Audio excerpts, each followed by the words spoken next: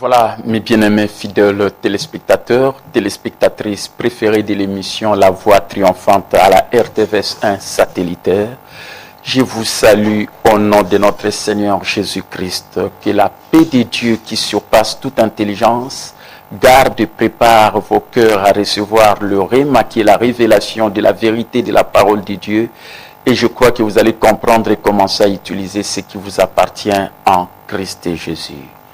En direct, en ce dimanche 11 mars 2018.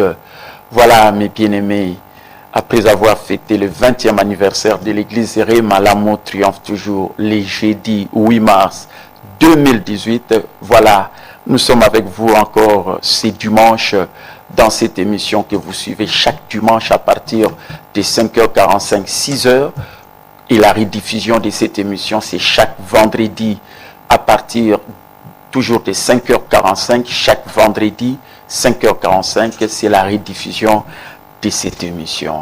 Voilà, Bandeko Balandiba, fidèles téléspectateurs, téléspectatrices, péba préférée à l'émission La Voix triomphante, Oyo Bolandaka, Mokolonius Tuya Eyenga, P rediffusion Nango, Ezalaka Mokoloya Mitano, vendredi, toujours à partir à 5h45, P 6h, na oizali 6h50. Voilà, Bandeko Namokolo Yengalelo le 11 mars 2018. Ndengena Utikoloba, après avoir vécu 20 ans d'existence, l'église Réma, l'amour triomphe toujours, ou en tant que leader visionnaire, puis pasteur, ou à Kambiango 20 ans durant, par la grâce de Dieu, sa faveur imméritée. Voilà, Bandeko Namokolo Nalelo. Na tondi samine sengo pe tokoyeba kotanga makomi liloba na nzambe na mokanda oyo ezali ya solo psaume na mokanda ya psaume chapitre 105 psaume chapitre 105 wana nde makomi na biso na verset ya liboso pe ya mibale. Psaume 105 verset premier pe na oyo ezali verset ya mibale. C'est ça qui fait l'objet de notre partage de la parole de Dieu en ce dimanche béni. La Bible dit dans Psaume 105, le verset 1 à 2, « Louez l'Éternel, invoquez son nom, faites connaître parmi le peuple ses hauts faits, chantez, chantez en son honneur, parlez de toutes ces merveilles. » Amen. Voilà, Bandeko, to sanjola yawe. Toyeba kobelela kombo na ye, toyeba komonisa katina bamabota oyo ezali makambo ne ya minene asalaka lokola asali na Réma, l'amour triomphe toujours, makambo ya minene na 20 ans oyo pe katina libota na Nzambe. Toyemba mpona lokumu na ye, pe toloba oyo ezali ya solo ba merveille na ye, ba bolamu na ye. Voilà pourquoi c'est pour dire qu'il faut rendre témoignage. Et aujourd'hui, en direct, en ce dimanche béni, je rends témoignage de 20 ans d'existence de l'église Réma, l'amour triomphe toujours, qui a vécu le jeudi 8 mars 2018. Cette église qui avait commencé d'abord à la maison un certain 8 février 1998, à la maison, moi et ma famille, c'est-à-dire moi et ma chérie Adolphine, Liba les a bien que je salue en ce moment et nos 5 enfants en ce temps-là, parce que le 6e est né 3 ans après que le ministère REMA ait commencé. Voilà, avec ma famille, le 8 février 1998, dans mon voyage vers le succès que j'ai commencé avec ma famille, voilà, j'ai embarqué ma famille et le 8 mars 1998, c'était le jour où, parce qu'à la maison, c'était comme quelque chose qui était à la maison avec ma famille, mais le premier culte public, c'était le 8 mars 1998 sur Banalia, numéro 34, dans la commune de Kassavubu.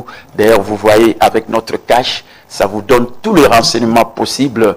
Cache Nabisuzola Sabino, référence, surtout, pour na oizali ministère et ma église l'amour triomphe toujours na logo nango oizali na suka. Alors au banda le 8 mars 1998 voyage vers le succès na banda qui on a libota nangai, et voilà le 8 mars 1998 na invité ki ba oyo bayaki wana ina bango wana to banda ka voyage vers le succès. Voilà 20 ans d'Iran ba oyo kutu bazaka pe na premier culte wana le 8 mars bazali pe bokomona lelo que parmi bango moko na bango kutu azala qui ordonné le kola ancien na kati église Rema l'amour triomphe toujours le 8 mars oyo a bandaka na culte oyo ezala qui ya liboso bomona ba image wana, et voilà Dieu récompense la fidélité, la loyauté, et voilà 20 ans d'Iran bokomona comment ça se passait mokolo oizali. Il y a 20 ans d'existence, l'église Rema l'amour triomphe toujours. Bienvenue zala qui a minene ya mingi oyo salama qui a liboso na eba ordonné ancien moko oyo na lobika bandaka le 8 mars 1998 ancien riva mpandu pe ba diacre na ba diaconesse ya sika o ba eba ko se joindre na équipe oyo desali ezala déjà ba diacre na ba diaconesse pe na ba ministre mosusu. Voilà bazala qui il y a solo ordonné avec ma foute kitaki na mituna bango, et après bango ezala qui pe ordination ya ba leader oyo baza na kati église baza ba ministre ainsi de suite na ba leader oyo ya ba jeune oyo ngamoko na formé ba jeune na équipe ya jeunesse, mais ba leader berger parce qu'ils ont un leader kaka, mais na ba leader bakisami berger pour nani, parce que bazali ko diriger ba groupe de maison na biso et pas ils ba fan na kana banda kuna bango, donc et pas bazali ba tenaka ba groupe de maison ba cellule de maison oyo ko ya ko koma bi église aminene pour être ba ko bima pe kana banda ku ndinga pe na bima kana ndako le 8 février 1998 et banda kana ndako ngana libota na ngai et pito bimaki en public, et voilà 20 ans les l'oreille ma église amunene oyo ezali bisika misusu pe na ba mikili mosusu pour être e ba ko pambola et belé na bateau. Donc ordination ezali pe ya ba wana ezalaki ya ba leader berger, et puis ordination au bout de la peka pour na ba oyo baza ba leader pamba, parce que ngamo naza leader, un leader a suscité la pe ba leader, et voilà bazaki pe na bondelaki pour na bango onction asika pour être banda ko couler na après le 8 mars, et après na bondelaki na ba collaborateur nyon surtout na ba oya kala ba ministre ba ancien ba diacre diaconesse na ba oyo nyon surtout ba koti asika na tchaki ba maboko, et suka na ngo zaki nde événement monene na lobaka un jour na bandimi arima beaucoup pambola pasteur na bino na 20 ans bu pambola na mutuka pour mutuka na zaki nango et sali ba nebele dans la 13 ans na tambusi yango, et comment il n'a pu au bout ya suka et moi ezaki sauté na baki cadeau kitoko ezali bu pamboli pasteur na bino mutuka ya kitoko lokola ngala za béni bino pe beaucoup za la béni ndenge nzamba loba ina Abraham,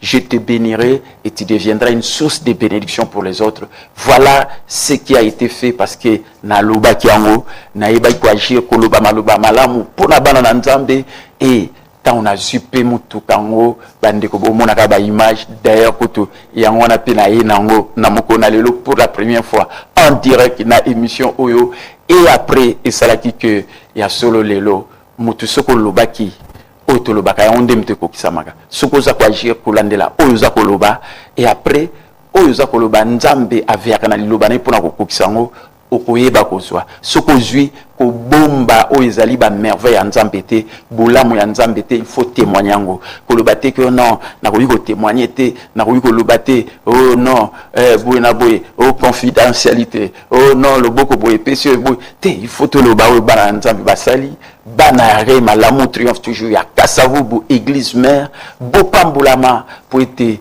na lobaka toujours na za pasteur béni avec bandimi au baza béni ainsi de suite. Voilà na olinga bazongi sa pende bandeli o ndeza mutuka d'ailleurs batalina dabo ya mutuka ndenge ya soleza ki na pambulaki mais ba relaxa siko élément na tie ezo relaxa siko ba péripéties nyonso mais lokwa na lobele mutuka ya bozo monango mokolo wana ndenge ba pambulaki c'était vraiment la joie et voilà pourquoi na ville de Kosoko Zoloba par exemple aux malades aux Zoloba na ma pipi na Yesu na bikisama je suis en bonne santé même tapa ces salayo okon ko agir ko landela maluba yo Zoloba okomona tant oza ko agir ozomona neti yo aux malades to lobi ah maladie plus jamais et après okomona maladie ko longwa nango tant ozo lobiko tatola loba monene na Nzambe. Voilà pourquoi moni na makomi na biso mokolo na lelo ba binabiso louer l'Éternel, invoquer son nom, faites connaître parmi le peuple ses hauts faits, chanter en son honneur, parler de toutes ces merveilles.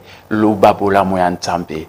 Nzamba zo lokomo banarema ya solo na activa ika kondima na bino parce que bat bazana kondima ba sepelisa Nzambe et c'est la bénédiction de l'Éternel qui vous fait prospérer et qui vous fera prospérer tous les jours de votre vie. Boyambali pamboliwana na kombo na Yesu Christo.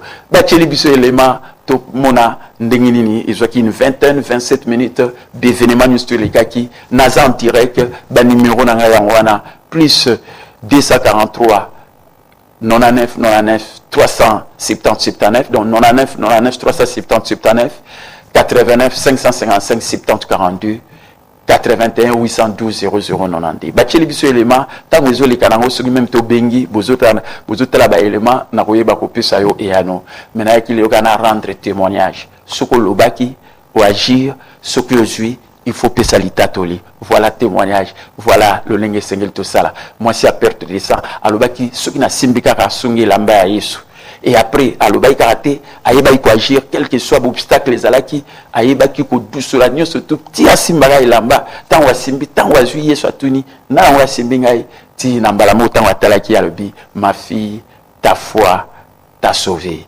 Voilà pourquoi, à randaki témoignage, ya solo, à fukamaki alobaki, ya oe soit le komo. Demain, monsieur Nazoloba, merci.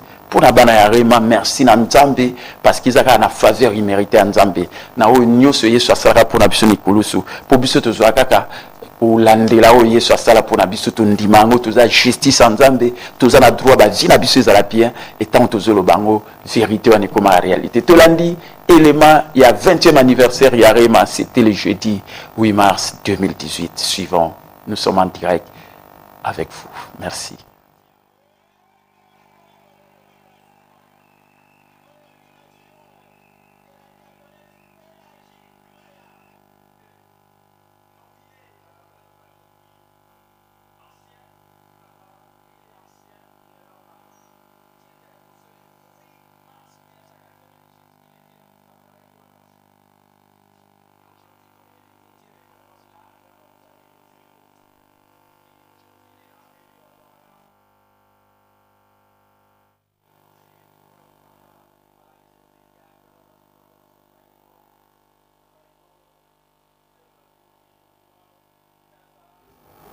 Papa na Joël Capita au petit-fils na ngai azawana ba diaconesse bozomona bango wana ça se merveilleux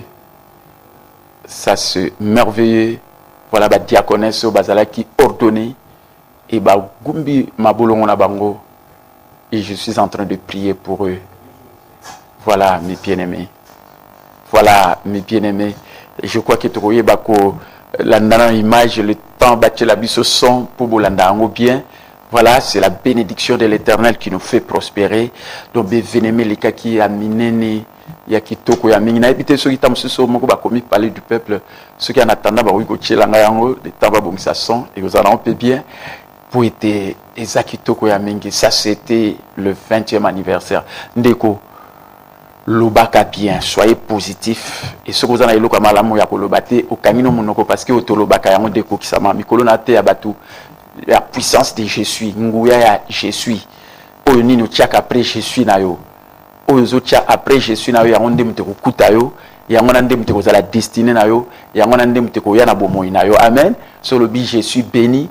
Alors bénédiction ça lokola neti okomi ko béni na on a vie na yo. Okokoma noka béni. Ceux qui osent malade, je suis en bonne santé. Okomona même toi qui malade, bonne santé, béni yango, invitango, et après nzamba ko convoquer bonne santé, atindango pa inayo. Amen. Donc voilà, bandeko. Donc lobaka bien, et moi ça perd descendre, baki soki na simbi o ezali lamba yesu. Alobaï karaté, aïbaï quoi agir, parce que est béni celui qui met en pratique la parole de Dieu. Tant aux oloba, banda quoi agir, et ce quoi agir, c'est-à-dire Kenda qui a ça qui n'y a ce même temps, moi je suis à perdre des temps, après que vous en avez battuté, face à la quarantaine, maintenant à Tala qui a monté. Je crois que ceux qui sont ébimi, comme ça, tu as l'anda élément.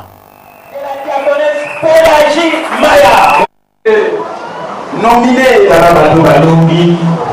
ancien, lui il est ancien, qu'il était au sol le 8 mars 1998, il était là. Et aujourd'hui, ton Dieu récompense là. Et aujourd'hui, il est là. Et sera ordonné comme. Et voilà les autres diacres. Frère Tata, Mabo, Tété, Maman Mapasa, Sousa-Bouété, Maman Litala, les Gamikoloyo, Atonda, Élysée, Sylvie, Maman Jackie.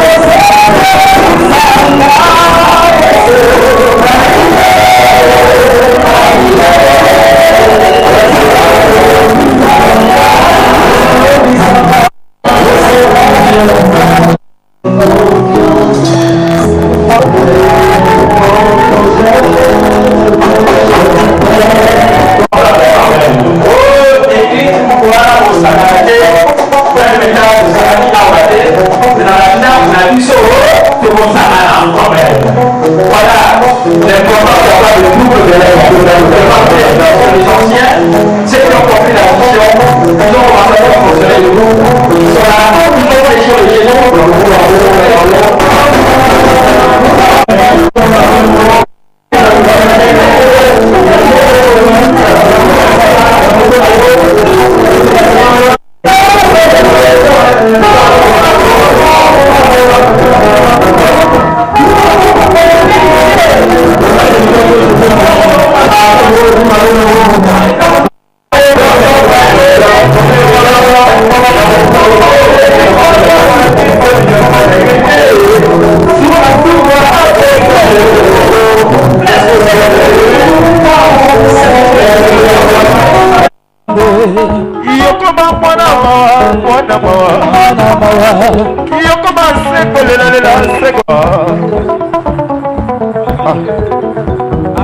Des jeunes, mais qui sont des bergers, ils sont des leaders parce qu'ils prêchent, ils enseignent, ce que leurs pasteurs les enseignent. Ils ont enseigné un jour ici à Jésus, c'était fantastique, mais ils sont aussi des bergers qui dirigent nos groupes de maison. Je vais les inviter, pour que je puisse les imposer. Il y a Jonathan Mengi, il y a Capitao Mbombe Claudie, il passe directement leader berger, mais ils sont en même temps bergers. Parce qu'il y a d'autres jeunes qui sont des leaders, mais qui ne sont pas encore bergers, parce qu'ils n'ont pas encore la charge de maison. Ils sont ceux-là qui dirigent déjà des groupes de maison. Et je dois les encourager pour qu'ils continuent, que ces groupes de maison que Jésus n'était pas,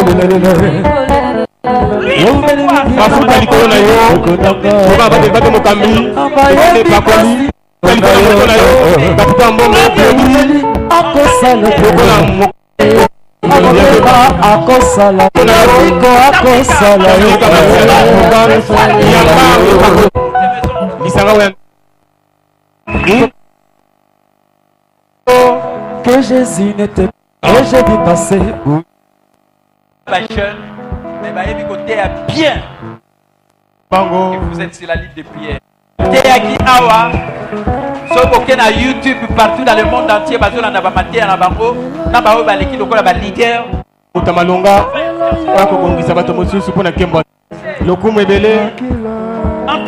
Lokola mokambi. Oui, c'est aujourd'hui. Ya mafuta liko na moto na beli likombo. Lokumu ebele. Utamalonga. Serge Zola. Mafuta liko na lokumu ebele na kombo na Yesu. Yamba mafuta na moto na yo lokola mobate lipate mota malonga na kombo na Yesu. So ela pona mbami bale lokola mobate lipate na mutu bale oyo mafuta na likolo na yo lokola mokambi na lisanga muke ya bile kwa wini bala na se na ipakolo mafuta na yo lokola mokambi mota malonga na kombo na Yesu. L'équipe tala lisanga des responsables ya bakambi le rapprocher du pasteur Capitao, qui sont des ministres, qui sont des anciens et anciens. Je vais prier pour eux, pour qu'ils fassent le travail de Dieu. Cette fois-ci, à partir d'aujourd'hui, prenez vos responsabilités. Moi, je vous ai dirigé jour pour jour. Je suis un grand travailleur. Et c'est Dieu qui vous récompensera. Et j'aimerais qu'il vous dise un jour, bien bon et fidèle serviteur. Amen. Au nom de Jésus. Zala na sena ipakoli oyo na moko na mwamesa ndabita moko na kombo na Yesu. Zala na sena ipakoli oyo papa nanga na moko na mine sanza sato na kombo na Yesu. Zala na misa na koki zala na sena ipakoli oyo na moko na lelo. Zala na sene pakoli oyo na moko na mine moko na sene misato. Sene pakoli oyo. Sene pakoli oyo. Basangani. Il plein succès. Le coup mebele. Nanga esi alotomo na yo lokola ntoma. Enseignant Nico, qui est le chef d'équipe. Et c'est cette équipe qui m'aide. Bisanga onde sunga kangai. Na lobi bien, boyo kanga bien na sali 20 ans. Motomo te na radio na libanda télévision o ya landanga pe sambo. So bato bapesaka eza ya rema et so ya rema o bapesaka ezali bango basala sacrifice penga moko na kamati na bakisi. Que Dieu vous bénisse. Zamba pambola bina. La vie que Dieu te bénisse. Zamba pambola ya Capitao. Tu aimes suivre et tu penses cela que Dieu te bénisse abondamment pour donner encore davantage. Donne toujours le meilleur. Que cette équipe fonctionne. Que chaque équipe fonctionne sur l'huile fraîche. la nouvelle année qui commence, à partir d'aujourd'hui, à 8 mars 2018, que Dieu te comporte et bénédiction en abondance. Toujours la première à donner ses engagements de 10 000 francs. Tout ce que tu as, même dans les moments difficiles, même on ne paye pas qui s'implique dans l'investissement du royaume. Tu aimes le travail de Dieu. Tu aimes donner. Dieu aussi te bénit. Tu fais des grandes choses dans ta vie. Tu connais. Continue à donner pour l'œuvre de Dieu. Les âmes seront sauvées. Un jour, ils diront, c'est par ton argent. Et quand écoute l'évangile, ils sont bénis. Que Dieu te bénisse encore davantage. Que soit cette bénédiction dans l'équipe. Maboko na tomboli oza na sene pakoli ya sika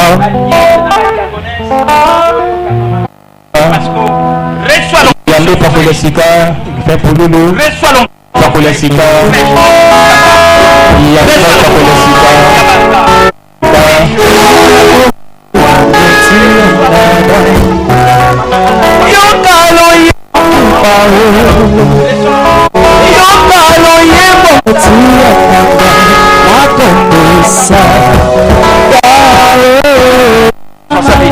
Levez les deux mains. D'abord, on va de tomboli. Yamba di pamboli. Luka mukambeli sanga na kokola yesu. Yamba di pamboli.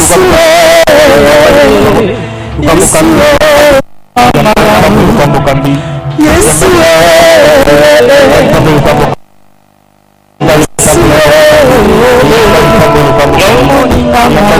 Berger Guide ou David. Rapidement. Bombé, Claudie, rapidement.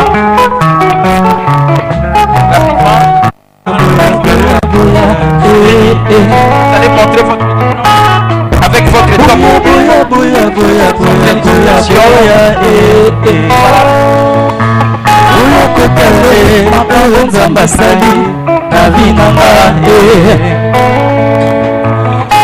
Kotale makolo nzamba sali na vinanga buya buya buya buya buya buya buya buya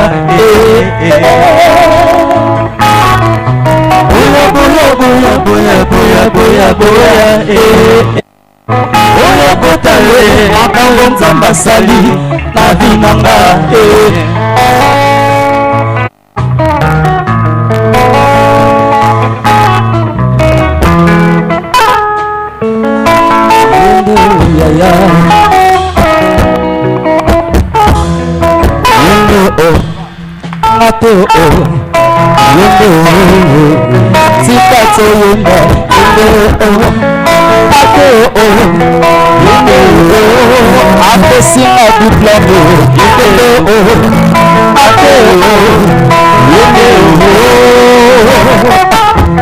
mokili ekoti makanga kitoko na yo ekoti kulamana shikobongo akoyemba akoyemba akona yesu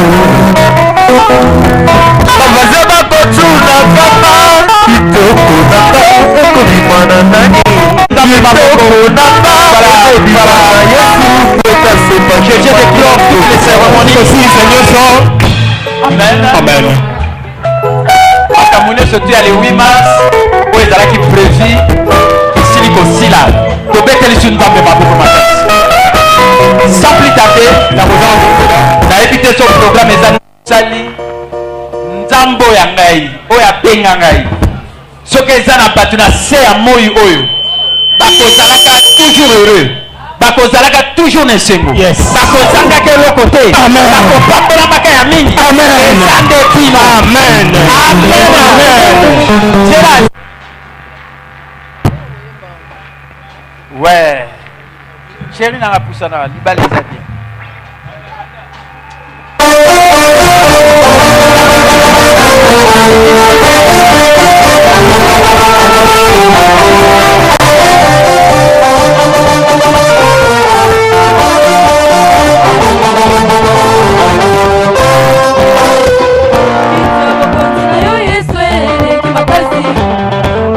Kolombo na yo, koto bota yo te. Baba kamikolo ba mama bilenge deside ya kotombola kitoyo ya bokonzi ya Yesu kiti ya bokonzi na yo Yesu eleki makasi na ya kolongola yo kotosa yo